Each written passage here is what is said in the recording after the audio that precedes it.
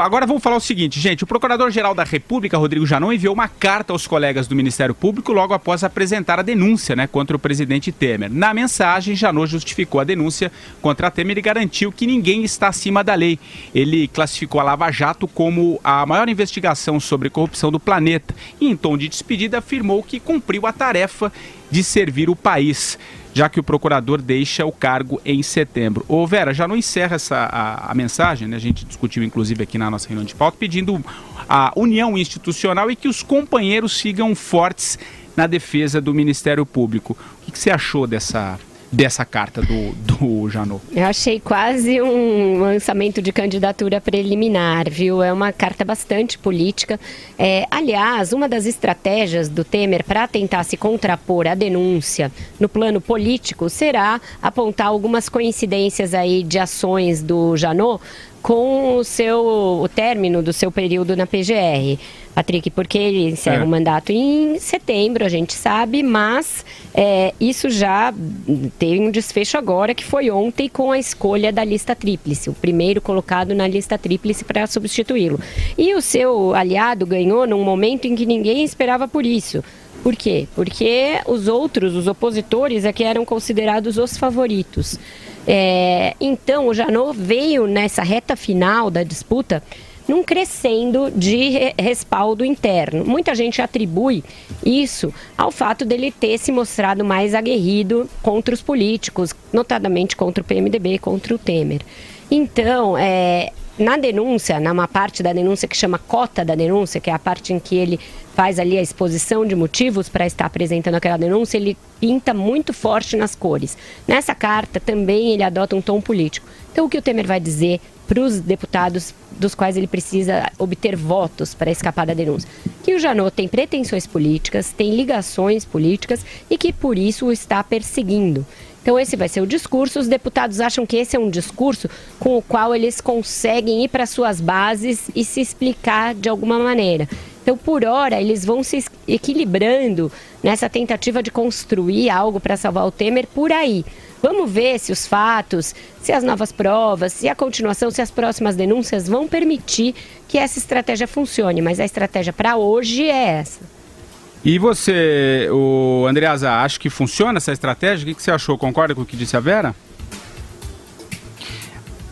Pensando do ponto de vista do Palácio do Planalto, do Michel Temer, é importante reconhecer o inimigo, né?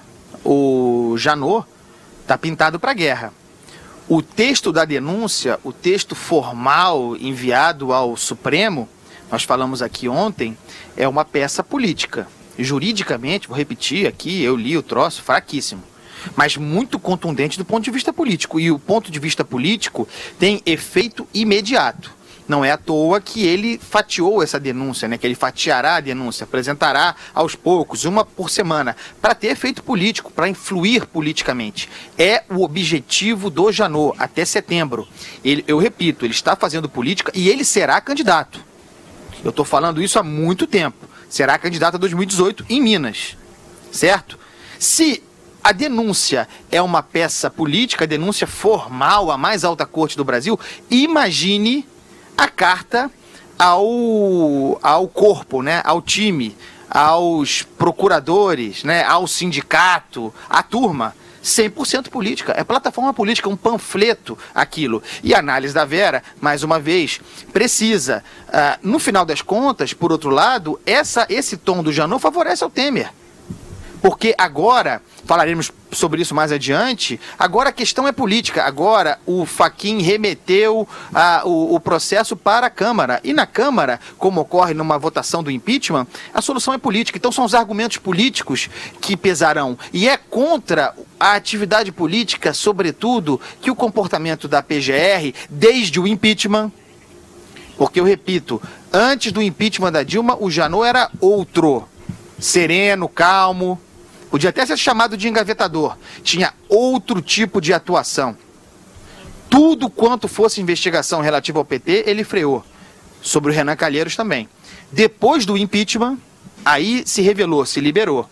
E agora nós nos aproximamos do epílogo dessa história, que é o julgamento na Câmara desse pedido, E logo mais a saída do Janot em setembro. Vamos ver quais capítulos mais ele escreverá para essa triste história. Você, Madu? Eu fico esperando esse fatiamento aí do Janot. Tudo isso promete realmente lances mirabolantes daqui para setembro, quando acaba o mandato dele. Agora eu fico aqui pensando, quer dizer, é óbvio que ele, numa possível candidatura, ficar maquinando, né, maquiavelicamente, usar o cargo que ele tem hoje, Procurador-Geral da República, usar o poder que ele tem para construir, né, para pavimentar uma possível candidatura, eu acho isso, no mínimo, condenável. Não seria legal. Agora, o Rodrigo Janot, né, tirando fora esse oportunismo aí, eu acho que ele, como todo brasileiro, né, de posse dos seus direitos políticos, ele tem todo o direito de se lançar candidato ao pleito de 2018. Né? Assim como o próprio Joaquim Barbosa diz que não é já sendo, né, praticamente, e outros. A partir daí vão aparecer novos personagens no cenário legislativo brasileiro. Alguns certamente vão vir realmente do Poder Judiciário, da Polícia Federal, do Ministério Público, da magistratura, sei lá. Eu não vejo aí exatamente o problema. Agora, realmente, os meios é que podem vir a ser condenáveis, sem dúvida nenhuma. Mas há que se averiguar. O problema, Madu... Isso pode ser... Só para acabar, André, só para te fazer uma provocação. Isso pode ser uma ilação da sua parte.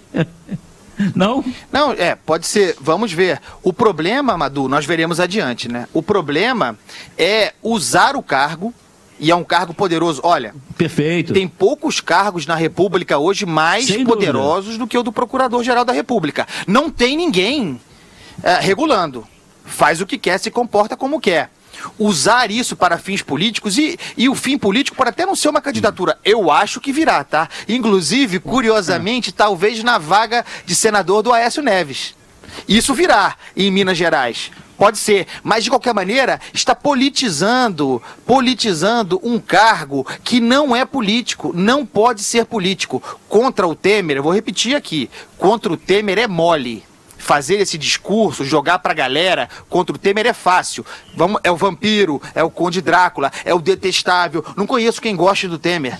Todo mundo quer que ele se dane. Mas e amanhã? Isso pode ser contra quem? Vou repetir, pode ser contra qualquer um. Inclusive gente inocente. Você também acha que ele tem alguma pretensão política? Eu acho que pode ser que ele tenha. Ele está demonstrando pendor político nessas últimas peças que ele está produzindo, mas eu não acho que ele haja contra o Temer movido única e exclusivamente por isso. Eu acho, concordo quando os procuradores dizem, chega alguém aqui com estas acusações contra o presidente da República. O que caberia ao Procurador-Geral da República fazer? Engavetar? Ele não poderia. Não poderia, sob pena de prevaricar. Daí a se conceder o céu na terra que se concedeu aos delatores da JBS, vai um enorme abismo e enorme motivo para questionamento que eu acho que a gente tem de fazer aqui todo dia. Então, o que eu acho? Eu acho que a Procuradoria-Geral da República tinha pelo menos indícios de cometimento de condutas não republicanas ali do Temer.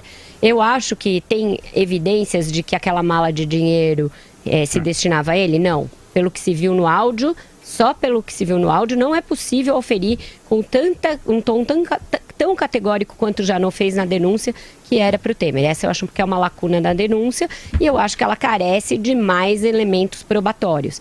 A delação do Joesley Batista em si, até agora, não se mostrou munida de elementos probatórios. A gente não viu documentos, a gente não viu extratos, a gente não viu transações, não viu planilhas, não viu algo tão substancioso como era da Odebrecht. Então eu acho que o Janot está cumprindo um papel, ele está sendo defendido pelos outros procuradores lá de Curitiba. Espera só um minutinho, o Deltan e o Carlos Fernando saíram em defesa dele hoje e disseram que o Temer age como o Lula, acusando o acusador. Eles têm um ponto. Diga, pessoal. Vamos meio rápido, Madu, que eu preciso chamar nosso intervalo aqui. Vai lá. Não, só digo que é o seguinte, Vera, ele não disse por que ele recebeu Joesley Batista, de tarde da noite, escondido no palácio, lá no Palácio Jaburu, para tratar de assuntos nada republicanos, onde o Joesley confessou crimes e ele ficou quieto, não denunciou a polícia. Claro. Isso para mim já marca o suficiente. Toda razão, concordo.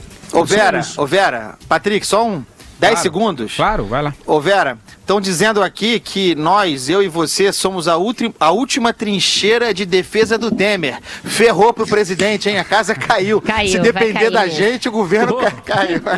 Caiu hoje ainda. Vai, Reginaldo. Por mim, tô largando a trincheira, hein?